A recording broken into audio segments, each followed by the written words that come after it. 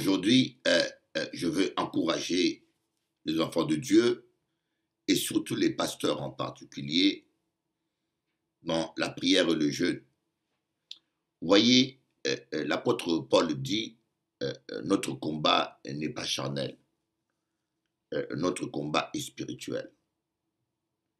Vous voyez, nous n'avons pas à lutter contre la chair et le sang. Et l'apôtre Paul va dire à Timothée, Timothée combat le bon combat de la foi.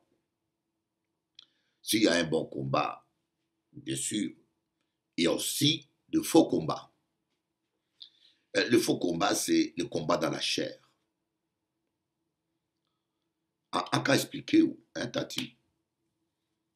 Ton mari peut avoir un comportement étrange, ou ta femme peut avoir un comportement étrange,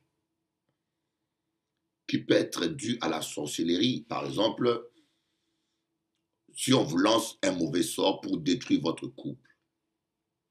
À bon exemple, parce que je ne parle pas que des histoires que j'ai entendues. Je me partage avec vous des choses que j'ai vécues. Voyez, parler, tout le monde peut parler. Voyez, mais c'est mieux de donner des exemples concrets.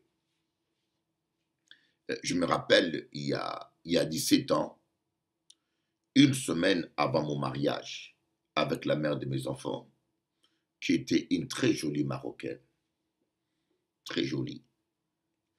Et on devait se marier, et j'étais en Guadeloupe, hein. Il y a une femme qui est allée faire la sorcellerie. Cette femme a fait la sorcellerie. Elle venait à l'église. Pour vous dire que tous les gens qui viennent à l'église ne sont pas obligatoirement des bonnes personnes. Vous devez être prudent. Tous les gens qui viennent à l'église ne sont pas obligatoirement de bonnes personnes. Et ma femme était une chrétienne, mais une chrétienne fragile, qui laissait des portes ouvertes. Vous voyez, quand je dis porte ouverte, qui donnait accès aux démons. L'apôtre Paul dit ne donnez pas accès aux démons. Donc, il parle bien aux chrétiens. Si il dit ne donnez pas accès aux démons parce qu'il sait les conséquences. Yoka dit, mais qu'est-ce que le pasteur veut dire donner accès aux démons? Donner accès aux démons, c'est quelque part avoir la colère, garder la rancune dans son cœur, garder quelque chose de mauvais en soi.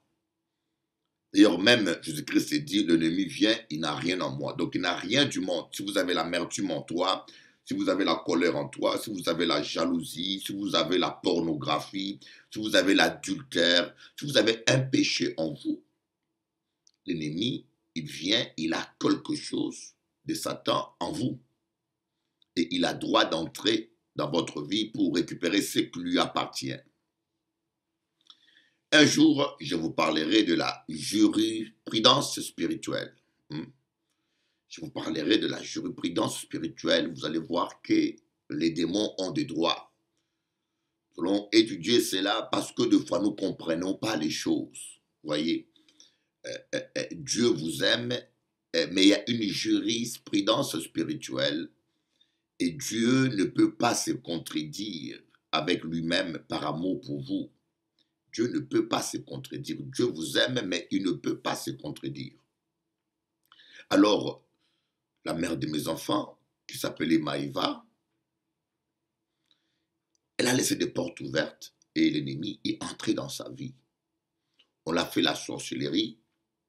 Il y a une femme qui est allée, il a acheté un taureau, il est allé voir un sataniste, un sorcier, il a fait un sacrifice. Alors, ce sataniste, il a tué le taureau comme sacrifice. Ils ont pris l'œil du taureau, ils l'ont percé avec une aiguille, ils l'ont enterré quelque part. C'est pour rendre la mère de mes enfants folle. Est-ce que yo peut imaginer comment la méchanceté des gens peut aller loin? Et des fois, quand je m'assois, je pense à ça. Je dis, waouh, que le monde est méchant. Que le monde est méchant. rendre quelqu'un fou, quelqu'un qui t'a rien fait du mal, simplement parce que la personne va se marier avec un homme que tu convoites ou que tu aimes, tu veux la rendre folle. La personne t'a rien fait du mal. Je dis, mais les gens peuvent être méchants. Nous, les êtres humains, vraiment, parfois, on est méchants. Et moi, j'ai constaté que le résultat, les effets, je me rappelle, j'habitais à l'assainissement, 12e rue, je crois, 6e rue de l'assainissement, ou 12e, je ne me rappelle plus. L'église était au rez-de-chaussée et moi, j'étais au 2e étage. Et elle était venue vivre dans mon bureau parce que moi, je dormais au 3e étage. Donc, mon bureau était au 2e étage. Donc, elle était venue vivre dans mon bureau pour préparer la fête du mariage. Et je constatais qu'elle était devenue très nerveuse. Elle cherchait la dispute. Elle cherchait à se disputer avec moi. Elle se querellait avec moi. Et à un moment donné, elle voulait se battre avec moi. Elle me suivait derrière. Je dis, mais il y a un problème. Vous voyez, il faut avoir les discernements. C'est important, les discernements. Si vous n'avez pas les discernements, c'est grave. Je l'ai observé, je dis, mais ça, c'est pas elle. Elle n'est jamais comme ça. Je vais à la cuisine, elle me suit à la cuisine. Je vais au salon, elle me suit au salon. Je vais dans mon bureau, elle va dans mon bureau pour se disputer et chercher la bagarre. Je lui dis, mais Maïva, tu ne te rends pas compte qu'il y a quelque chose qui ne va pas avec toi. Tu ne te rends pas compte qu'il y a quelque chose qui ne va pas avec toi. Oh non, tout va bien, mais dis, ah non, tout va bien. Vous savez, les gens qui sont envoûtés, ils ont toujours l'impression que tout va bien. Vous voyez, ils ont toujours l'impression qu'ils sont normaux. Des fois, ils ne se rendent même pas compte. C'est pour cela qu'il faut avoir le don qu'on appelle le discernement des esprits, où il faut que tu aies un œil spirituel, que le Saint-Esprit te montre, sinon tu ne sauras pas. Je dis, mais il y a quelque chose qui ne va pas en toi. Elle m'a dit, non, tout va bien. Je lui ai dit, si tu veux, permets que je t'impose les mains. Elle dit, ah bon, oui, impose-moi les mains. Dès que j'ai imposé les mains, elle est tombée par terre, boum. Je dis, au nom de Jésus, esprit impur, sors de ce corps. Qui es-tu? C'est là que je vais apprendre. C'est un esprit de folie qu'on a envoyé. En général, quand un démon est envoyé ou un sort est envoyé par quelqu'un, le démon porte le nom de celui qui l'a envoyé. On a chassé les démons et elle est redevenue normale.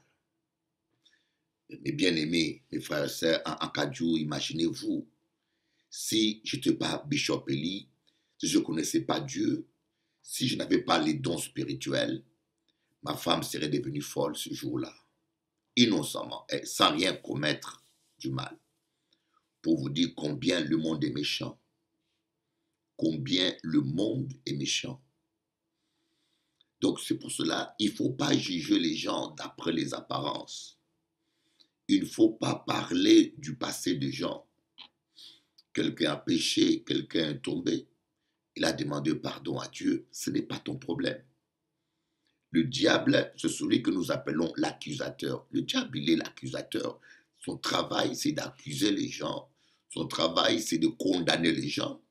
Son travail, c'est l'ingratitude. Moi, je n'oublie jamais le bien que les gens m'ont fait. Vous voyez, je n'oublie jamais le bien que les gens m'ont fait. Même si quelqu'un fait une faute aujourd'hui, je ne vais pas oublier les biens qu'il m'a fait.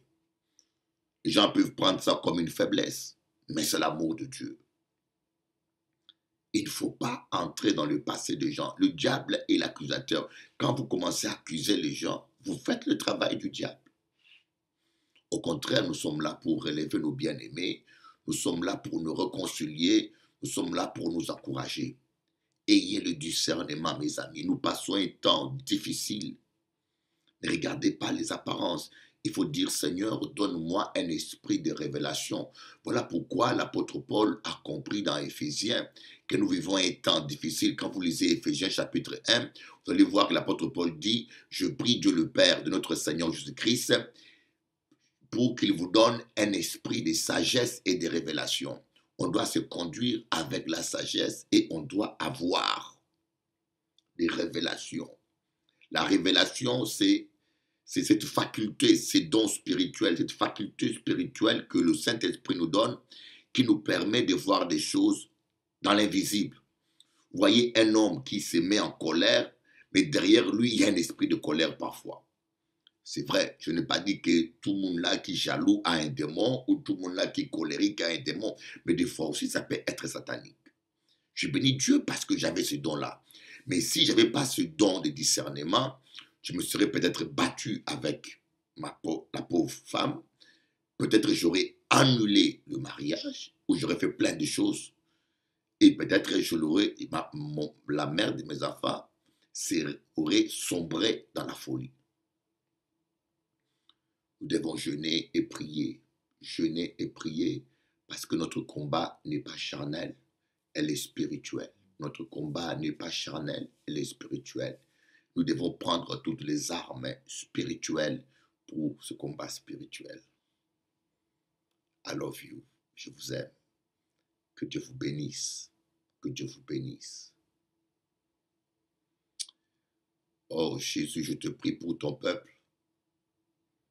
Je te prie pour ton peuple qui a besoin de toi. Qui a besoin de toi. Je te prie pour ton peuple qui a besoin de toi. Je te prie, Jésus, pour ton peuple. Merci, Seigneur Jésus. Que tu nous fasses tous grâce. Que Dieu nous aide. L'année qui commence, elle doit commencer dans l'amour. Soyez bénis.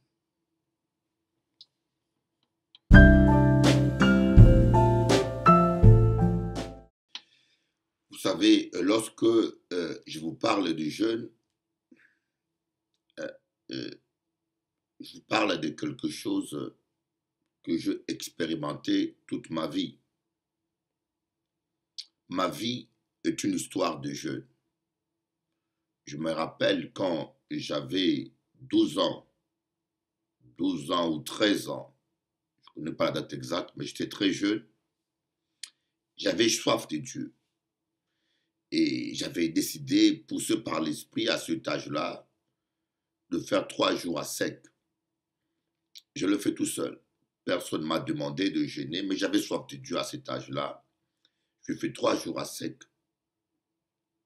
Et le 3e jour, j'ai vu Jésus qui m'est apparu.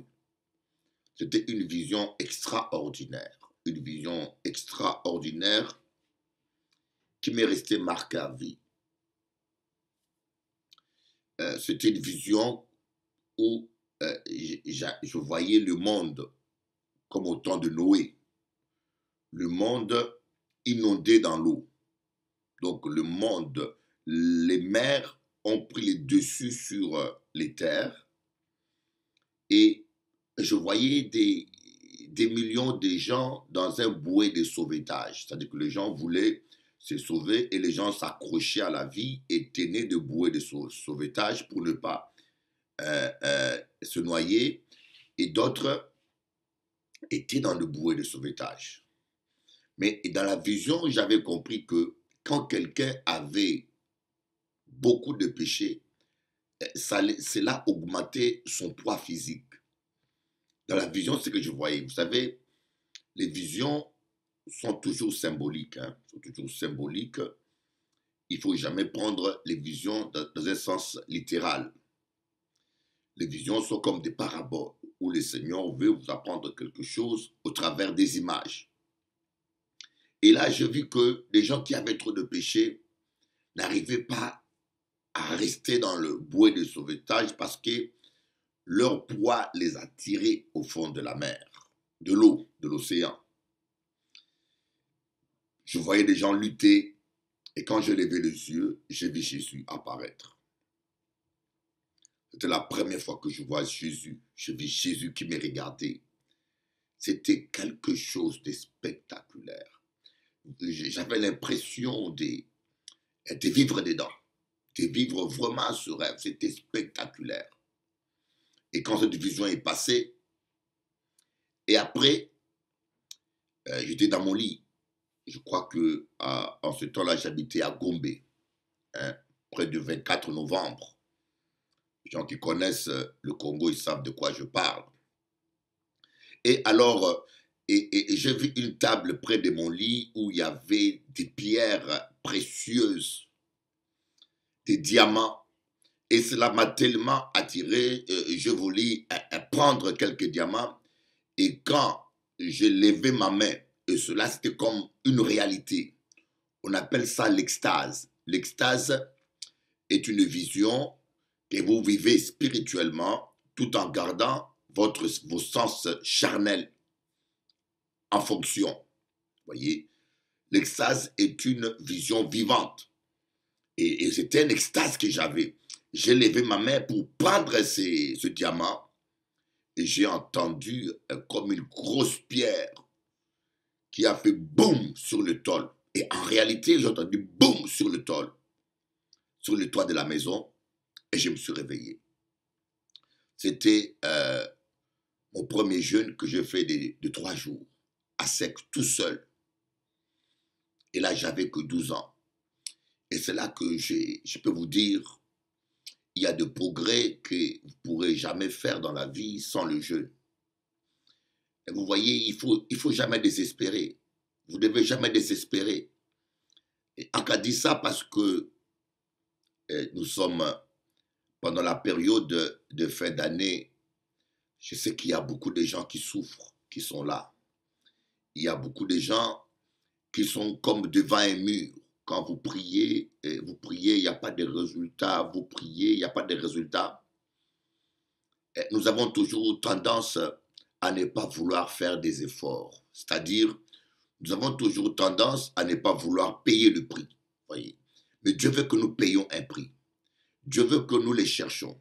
Comme dit le psalmiste, il est bon de chercher continuellement la face de l'Éternel. Dieu veut que nous puissions chercher sa face continuellement. Dieu veut que nous puissions chercher la face de Dieu. Voyez, invoquez-le, invoque-moi et je te répondrai. Vous savez, mais pourquoi Dieu ne nous répond pas sans qu'on l'invoque? Parce que Dieu aime qu'on l'invoque. Dieu aime qu'on le cherche. Dieu aime qu'on vienne à ses pieds. Dieu aime qu'on reconnaisse sa majesté. Dieu aime qu'on prenne conscience que sans lui, on ne peut rien. Dieu aime qu'on vienne l'adorer. Dieu aime l'adoration. Dieu aime des gens qui prient. Voilà pourquoi Dieu nous a créés. Parce qu'il nous aime. Il veut partager du temps avec nous. Et le jeûne et la prière, c'est, comme on dit, c'est comme une monnaie du ciel, le monnaie spirituelle. Vous comprenez ce que je voudrais vous dire? Le jeûne et la prière, c'est la monnaie du ciel. Vous voyez, sans l'argent, vous ne pouvez rien acheter sur terre. Même quand il y a utilisé carte téléphonique, mais le carte téléphonique, c'est toujours, ça n'a aucune valeur si votre compte n'a pas d'argent. Le chèque que tu peux utiliser n'a aucune valeur s'il n'y a pas l'argent dans ton compte. Sinon, nous appelons ça chèque en bois. De même, dans le monde spirituel, la monnaie de Dieu, c'est l'argent. C'est la prière. La prière et le jeûne. Voyez? Et Dieu qui est juste, il ne peut pas vous bénir injustement. C'est Dieu qui est juste, il ne peut pas vous bénir injustement. Voilà pourquoi Dieu vous demande de jeûner. Si vous voulez acheter un vélo, vous avez besoin de 1000 euros. Je crois qu'il y a des vélos qui coûtent 600 euros. Et si vous avez besoin d'une baguette, vous devez payer 2 euros. Voyez? Et si vous avez besoin d'une villa, il vous faut 300 000 euros. Ça dépend des régions. Et si vous voulez un immeuble, il vous faut 4 millions peut-être. Vous comprenez? Donc, tout dépend de ce que vous demandez. Voyez? Et il y a les prix à payer dans la prière et le jeûne sont équivalents à la taille de montagne que vous voulez renverser. Si vous voulez prier pour la nation française, vous n'allez pas jeûner un jour. Il faut jeûner 21 jours, 40 jours. D'ailleurs, le jeûne de 21 jours, c'est le jeûne qu'on fait contre des principautés. Vous voyez, Daniel a fait 21 jours pour vaincre une principauté. Vous voyez. Donc, mais le problème, c'est que des fois, nous voulons acheter une Mercedes avec 2 euros. Ça ne marche pas. Voilà pourquoi des fois, quand nous prions, et nous prions et nous n'avons pas de résultats parce que nous venons avec 1000 euros pour acheter une Mercedes et Dieu dit, mais non, ce n'est pas ça le prix. Il faut payer le prix. Pourquoi? Dieu, il est juste. Il ne peut pas vous bénir injustement. Dieu, il est juste. Il ne peut pas vous bénir injustement. Donc, il faut payer un prix. C'est pour cela, vous ne devez pas jeûner à l'aveuglette. Vous ne devez pas jeûner à la devinette. Quand vous voulez commencer à jeûner, demandez à Dieu, Seigneur, cher Saint-Esprit, conduis-moi durant ces temps de jeûne et dis-moi combien de temps je dois jeûner. Inspire-moi et conduis-moi durant ces temps de jeûne. Je vais jeûner avec toi. Je veux que tu sois le directeur de mon jeûne, que tu diriges mes prières, que tu me conduis. Voyez, on doit tout faire avec le Saint-Esprit. Parce que quand on fait les choses dans la chair, on ne récolte pas le résultat adéquat. Voilà pourquoi je vous dis, il y a des situations pour lesquelles votre enfant il a un problème. Jeûnez. N'arrêtez pas de jeûner. Et d'ailleurs, il y a les jeûnes multiples. Un jeûne multiple, c'est quoi? J'ai dit, je vais jeûner 3 jours pour mon fils. Au bout de 3 jours, il n'y a pas de résultat. Je recommence encore un autre jeûne de 3 jours. Il n'y a pas de résultat. Je recommence encore un autre jeûne de 3 jours. Il n'y a pas de résultat. Je recommence encore un autre jeûne de 3 jours. Il n'y a pas de résultat. Je recommence encore un autre jeûne de 3 jours. Donc, je fais 3 jours, après je mange. Et quand il n'y a pas de résultat, je recommence encore. Jusqu'à ce que je vois le résultat.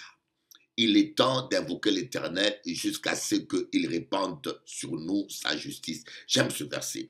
Il est temps d'évoquer l'Éternel jusqu'à ce qu'il répande sur nous sa justice. Kandere balago maïla bashika la basaya la kamaya la kandala baba kondo. Oria baba baba baba baba baba baba. Shorokoro barababa shindororo basakara babaroba yorokoro bashandara babaraba shondororo basakababa. Pendant que je parle en langue là, les sorciers dans leur maison, ils tremblent, ils sentent la puissance. Les marabouts éteignent leur télévision parce que la puissance, l'onction qui dégage en moi, aucun sataniste ne peut résister. Même certaines personnes qui sont envoûtées et liées tombent dans leur maison. Au nom de Jésus, j'invoque le sang de Jésus. Lève tes mains vers la télévision et touche ta télévision, ou si tu ne peux pas toucher la télévision, lève seulement le main. Pendant que je suis en train de prier maintenant, la puissance de Dieu est en train d'impacter ta vie. Kariaba kondoroba shikaraba sotoroba iraba sakamana yondolo kandaba shende. Dans le nom de Jésus. Je vous aime beaucoup. Bishop Eli, votre ami, votre frère, votre bien-aimé. Priez pour moi afin que Dieu me garde debout, que Dieu me garde en bonne santé. Priez pour moi afin que mes ennemis puissent espérer désespérément mon désespoir jusqu'à leur propre dépression. Je ne le souhaite pas, bien sûr.